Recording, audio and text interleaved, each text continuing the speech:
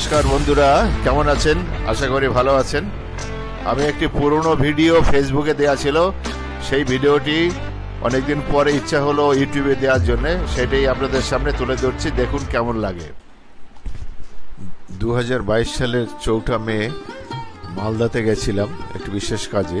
কাজ মিটে যাওয়ার পরে গৌড় দর্শনে বেরিয়েছিলাম। এই যে গৌড় দর্শনে আমরা যে গেট দিয়ে প্রবেশ করলাম, এই গেটটি দিয়ে প্রবেশ করেই সামনে যে মসজিদটি দেখা যায়, এটার নাম হচ্ছে বারোদুয়ারি মসজিদ বা সোনা মসজিদ বা কুতুবশাহী মসজিদ নামেও খ্যাত। এটির 11টি দরজা আছে। 12টি দরজা বারোদুয়ারি বললেও বর্তমানে এটি 11টি দরজা দেখা যায়। এটি ইন্দো আরবিক শৈলীতে তৈরি, খুবই সুন্দর একটি মসজিদ। পর্যটকদের খুব আকর্ষণ করে এই মসজিদটি। যদিও এখানে এখন এটা ঠিকমতো যত্ন হচ্ছে না দেখেই ধ্বংসের দিকে গড়িয়ে যাচ্ছে। এটাকে আরও রক্ষা করা উচিত। এটা ভারতের এত বড় একটা ঐতিহ্য। এটা হচ্ছে গৌড়ের সবচেয়ে বড় মসজিদ নির্মাণ কার্য। এটা 1526 খ্রিস্টাব্দে তৈরি করেন আলাউদ্দিন হোসেন শাহ, এবং তার পরবর্তীতে তার ছেলে এটিকে সম্পূর্ণ করেন, পুত্র নাসির উদ্দিন নসরত শাহ। ওর উল্টো দিকে আর একটি এই যে প্রবেশদ্বার, দেখুন কি সুন্দর। মূল গেটটিও খুবই সুন্দর, বড় বড় পাথর দিয়ে তৈরি। এটা এখানে ইটের কাজ নেই।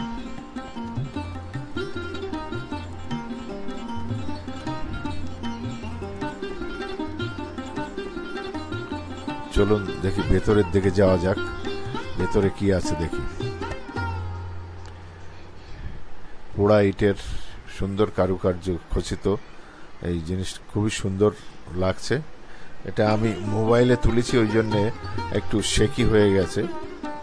তখন আমার গোপ্রো ছিল না, মোবাইলেতেই ভিডিও তুলেছি। এটা ফেসবুকে দেয়া ছিল, ইউটিউবে ছিল না, তাই এটাকে আবার ডাউনলোড করে, ফেসবুকের থেকে ডাউনলোড করে ইউটিউবে দেবো, এই জন্য এটাকে আমি মডিফাই করছি। ইটগুলো দেখুন কি চমৎকার ইট, এখনো বিনা প্লাস্টারে সুরকির গাঁথনিতে কি অপূর্বভাবে সুন্দর এখনো রয়েছে।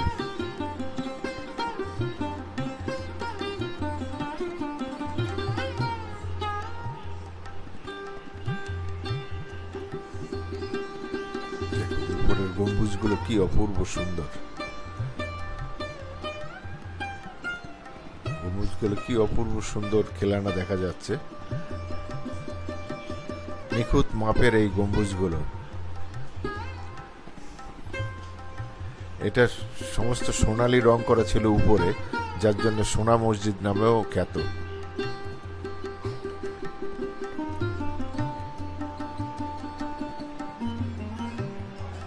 আয়তকার কাঠামো হচ্ছে 51 মিটার লম্বা এবং 23 মিটার চওড়া।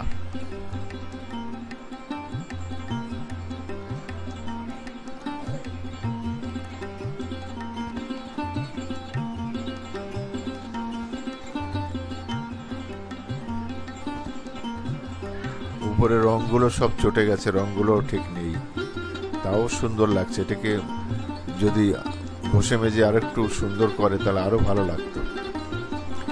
বাইরের দিকে দেখুন কি সুন্দর সোনালী রঙের যে ইটগুলো দেখা যাচ্ছে, ইট না, ওগুলো টাইলস, এই জন্যে সোনা মসজিদ বলা হতো। এখনো চকচক করছে, কি অপূর্ব। অনেক ধ্বংসাবশেষও পড়ে আছে পাশে।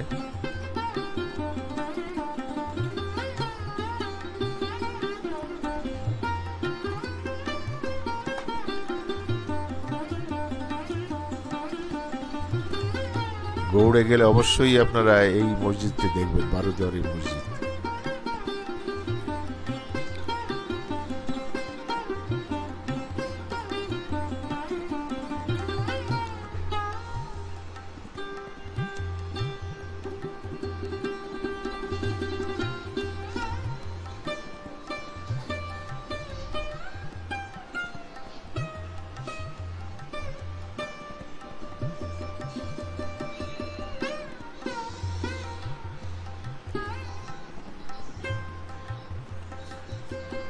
পর্যটক খুব একটা নেই, অল্প পর্যটক। একটু উপরে ওঠা যাক।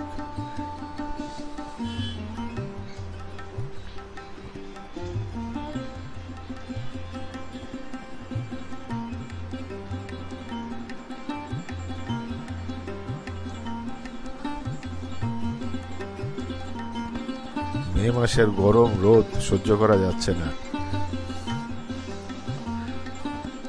আপনারা গেলে ছাতা অবশ্যই সঙ্গে রাখবেন।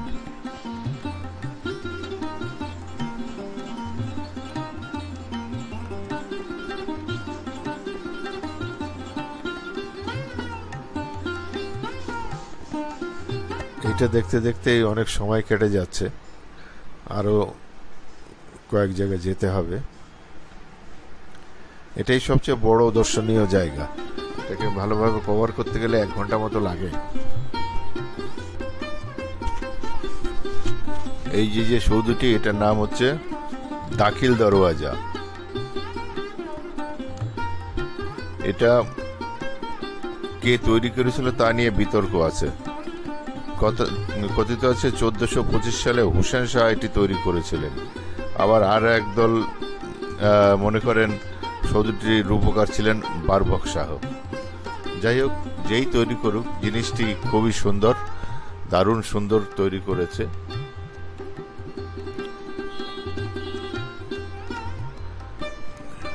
এটার মাঝখানে যে প্রবেশদ্বারটি যথেষ্ট চওড়া, মানে হাতের পিঠে করে কেউ তখন যাতায়াত করতে এর মধ্যে। এই পুরোটাই প্রায় ইটের তৈরি, পাথরের ব্যবহারও আছে। লিংটন অবধি পাথর দেখা যাচ্ছে। এটি 65 থেকে 70 মিটার উঁচু সৌধটি। এর ভেতরে দুটো অন্ধকার করিডোর আছে, এই যে সাইড দিয়ে।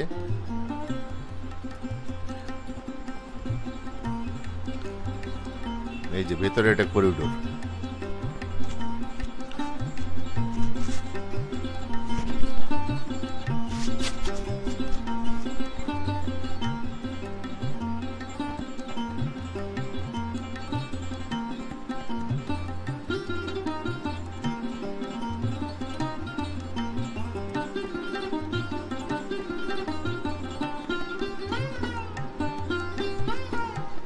পাশেই উঁচু টিলা।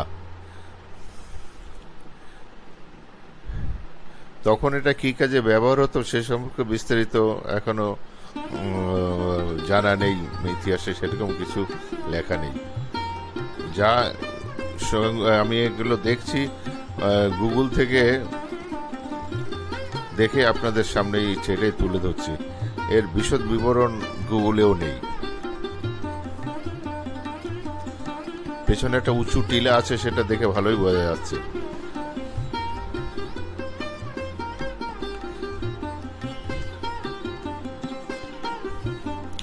একটু এগোলে যে ডান দিকে বিরাট এক সরোবর। তখন হয়তো এটা আরো অনেক বড় ছিল, এখন আস্তে আস্তে এটা সংকুচিত হয়ে আসছে।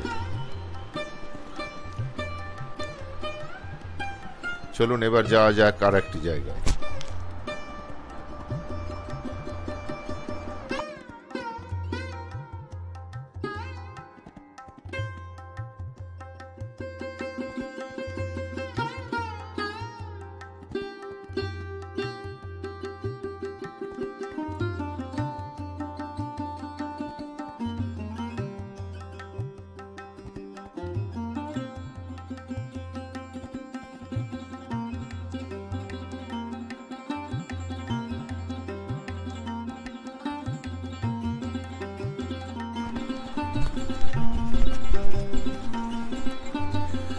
এই যে মিনারটি দেখছেন, এটার নাম হচ্ছে ফিরোজ মিনার।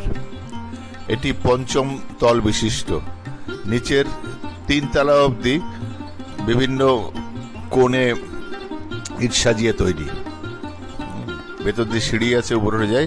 প্রথম 3টি তল খেয়াল করুন, ইটের বিভিন্ন কোণ করে তৈরি, এবং উপরের একদম 4র্থ 5ম তলটি রাউন্ড ফিগারের। এটার উচ্চতা হচ্ছে 85 মিটার।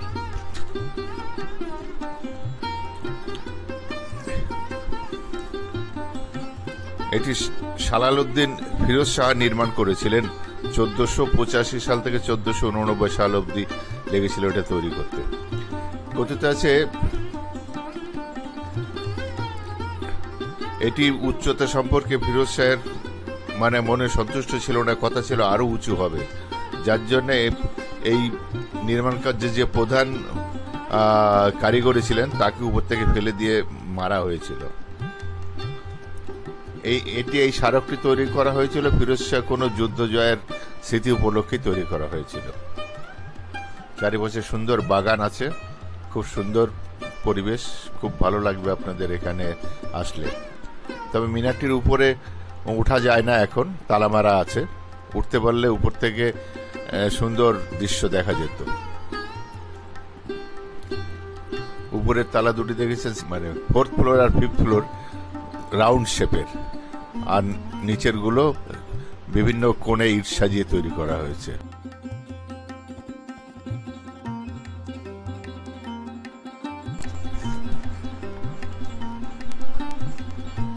কদম রসুল মসজিদে যে এটি দেখছেন, এটা 1530 সালে সুলতান নসরত শাহের দ্বারা নির্মিত হয়েছিল।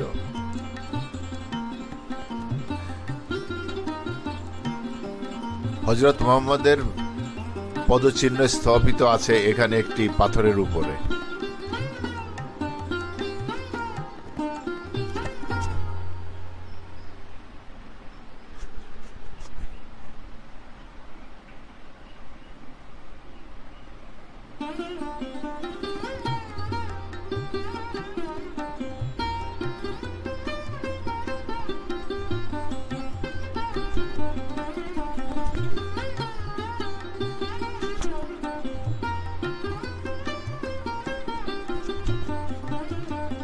এটি বেশ পরিষ্কার পরিচ্ছন্ন, সাজানো গোছানো এবং ওয়েল মেইনটেইনড। প্রচুর দর্শনার্থী আছে এখানে। দেখুন একটি কি সুন্দর কুড়ে ঘর টাইপের, চালা বিশিষ্ট, এটা কংক্রিটের করেছে, দারুণ সুন্দর।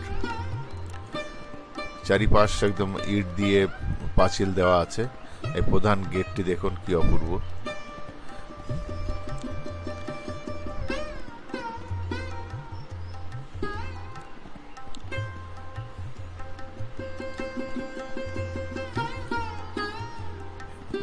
ঘরগুলো তারা মারা, ভেতরে কি আছে দেখা যাচ্ছে না।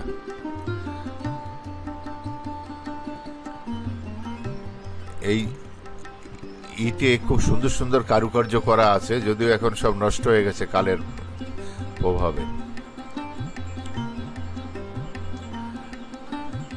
লখনৌয়ের সেই ব্রিটিশ রেসিডেন্সির মতন লাগছে দেখতে। এগুলো একদম ঠিক ব্রিটিশ রেসিডেন্সিতে যেরকম আছে ঠিক সেরকমই লাগছে। ছোট ছোট ইট, কি সুন্দর ইট গুলো। এই যে দেখুন, এর ভেতরে হযরত মুহাম্মদের পায়ের ছাপের একটি শিলা আছে।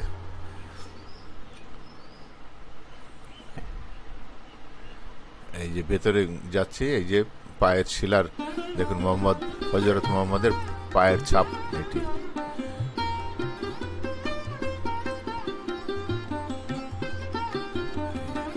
সুন্দর।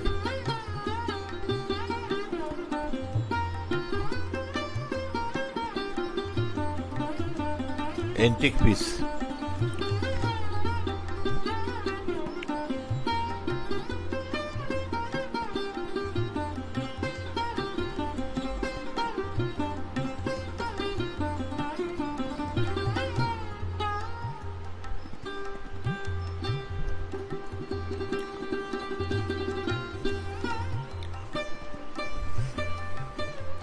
উপরের অংশটি দেখুন।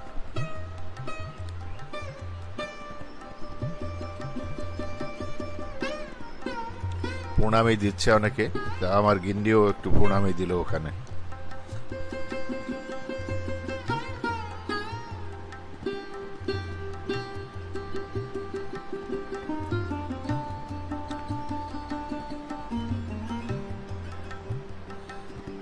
ঐতিহাসিক নিদর্শন খুব সুন্দর, আমার খুব ভালো লাগে এগুলো।